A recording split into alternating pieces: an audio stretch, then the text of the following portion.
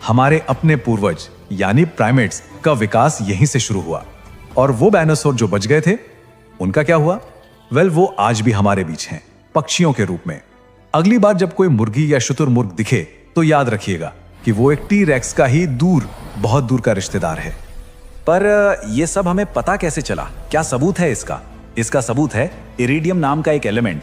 सूरज की रोशनी ही धरती तक आनी बंद हो गई, अंधेरा छा गया। अब सूरज नहीं तो फोटोसिंथेसिस नहीं, और सारे पेड़ पौधे मरने लगे। इसके बाद जो शाकाहारी डायनासोर इन पौधों को खाते थे, वो बेचारे भूखे मरने लगे। और जब खाने वाले ही नहीं रहे तो उन्हें खाने वाले मांसाहारी डायनासोर का क्या होता?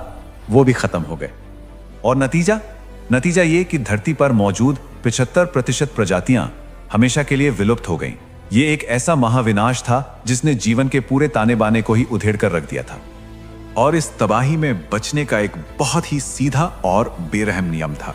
अगर आप जमीन पर चलने वाले जीव थे और आपका वजन 25 किलो से ज्यादा था तो आपकी मौत पक्की थी। सिर्फ छोटे ऐसी कौन सी ताकत थी जो 17 करोड़ साल से चले आ रहे एक छत्र राज को जियोलॉजिकल टाइम के हिसाब से देखें तो बस पलक झपकते ही खत्म कर सकती थी? इसका जवाब आसमान से आया, एक एस्ट्रॉइड। और कोई छोटा मोटा पत्थर नहीं, बल्कि पूरे 15 किलोमीटर चौड़ा, मतलब एक पूरा का पूरा पहाड़ जो सीधा धरती की तरफ आ रहा था। और उसकी रफ्तार दिमाग हिला देने वाली थी, 30 किलोमीटर एक सेकंड में। इसकी तुलना करें तो ये किसी भी जेट प्लेन से 150 गुना ज्यादा तेज था। बस कल्पना कीजिए उस टक्कर की। जब ये एस्टेरॉयड धरती से टकराया तो उससे जो एनर्जी पैदा हुई वो हिरोशिमा पर गिराए गए एटम बम से 1 अरब गुना, जी हां 1 अरब।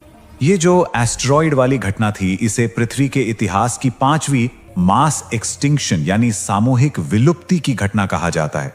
मतलब इससे पहले भी 4 बार ऐसा हो चुका था जब धरती पर जीवन लगभग खत्म होने की कगार पर पहुंच गया था। लेकिन अब साइंटिस्ट का मानना है कि हम 6ठी मास एक्सटिंक्शन के दौर से गुजर रहे हैं। जी हां, ये अभी इसी वक्त हो रहा है। और इस बार इसकी वजह कोई एस्ट्रॉइड या ज्वालामुखी नहीं, बल्कि हम इंसान हैं। जरा इस फर्क को समझिए। डायनासोर जिन्होंने 17 करोड़ साल से भी ज्यादा राज किया, वो एक प्राकृतिक आपदा का शिकार हुए। और हम इंसान जो इस धरती पर महज 3 लाख साल से हैं, हम खुद ही अगले महाविनाश की वजह बन रहे हैं।